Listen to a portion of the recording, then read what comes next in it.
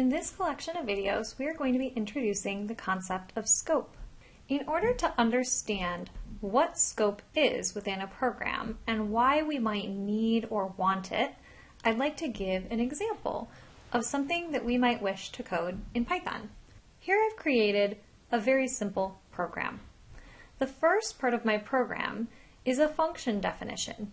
I've created a function called printList that takes in my list as a parameter. Then what the function does is it ranges through the length of my list, printing the value in this position I inside of the list to the screen. So a very straightforward function that walks through the values in my list, printing them to the screen on a separate line each time. So lines 1 through 3 are the function definition. We then proceed with the rest of our program, defining a list of values, here called weekly miles, that contains, in this case, numerical data. And what we wish to do is imagine that perhaps this list of weekly miles is a collection of running routes that somebody runs each day of the week. And so what we would like to happen is we'd like to think about the number of weeks in a month, assuming that we have roughly 5 of them. We would like to print what week we're on, and then print all the contents of the list weekly miles for that week. So what we hope would ultimately happen when we run this code is that this list would be created. 5 times we would print to the screen the contents of this list, and before each iteration of this for loop, we would add a print statement that says what week we're on. Now range of 5 takes on values from 0 to 4, so we'll have headers separating each printing of the list weekly miles that say weeks 1 through 5. So that's what we hope this code would accomplish. But what we're going to see is that there's a potential for a problem here. So let's walk through what happens in particular concerning the variable I when we execute this code. The first time the variable I is created is when we enter this for loop. Range of 5 should take on values from 0 to 4, so the first iteration of line 7 creates an instance of this variable I and places a value of 0 within it.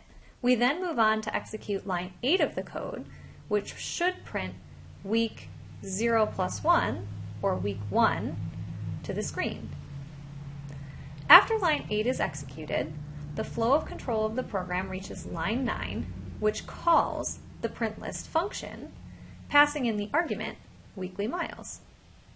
This brings us to line 1 of the code, and upon starting line 2, we want to again use the variable I. The variable I inside of the function should take on values between 0 and, in this case, 6. Since I have 7 values within my weekly miles list, I will start in this position at 0 still, and when we print my list at 0, our screen will update to include the value 2.5.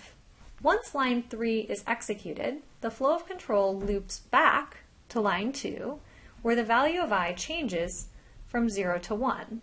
When line 3 of the function is then called, we print the value in my list at 1, which is 2.6, and we continue in this way, incrementing I and printing the next value until we've reached the end of the list.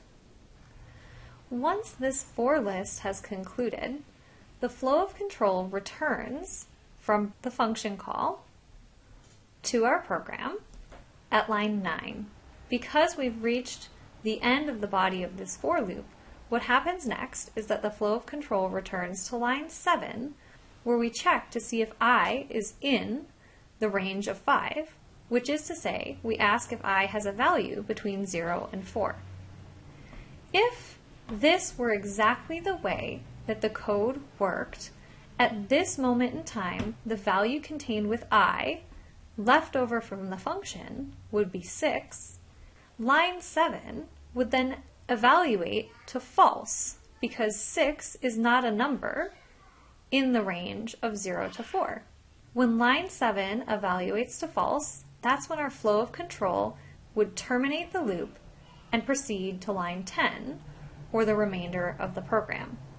And you'll notice that all that has happened in this case is that we've printed 1 week's worth of running miles instead of the full 5 weeks worth that we were expecting to happen.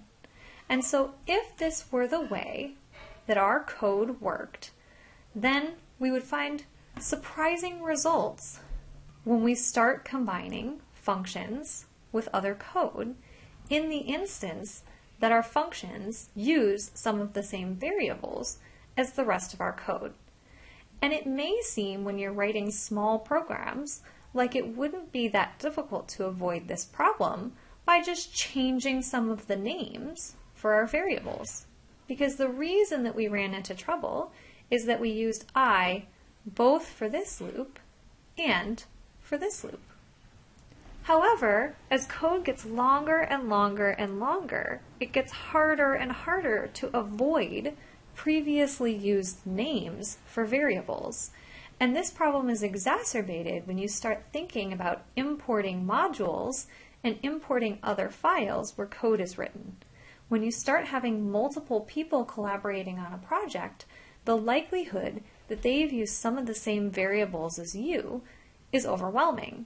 And so what we really want to happen in order to run this code the way that we intended it to be run is we would actually like for our code to create a second I variable. One I variable for this for loop and one I variable for this for loop. Inside of this function, we'd like to use this I variable, the I variable that belongs to it. And outside of this function, we'd like to use this I variable, the variable that corresponds with this for loop. But if we're going to have two different variables with the same name, we're going to need a collection of rules to figure out which location in memory and which corresponding values we want to access in order to print the right things and in order for our code to run properly. And this is the idea of scope.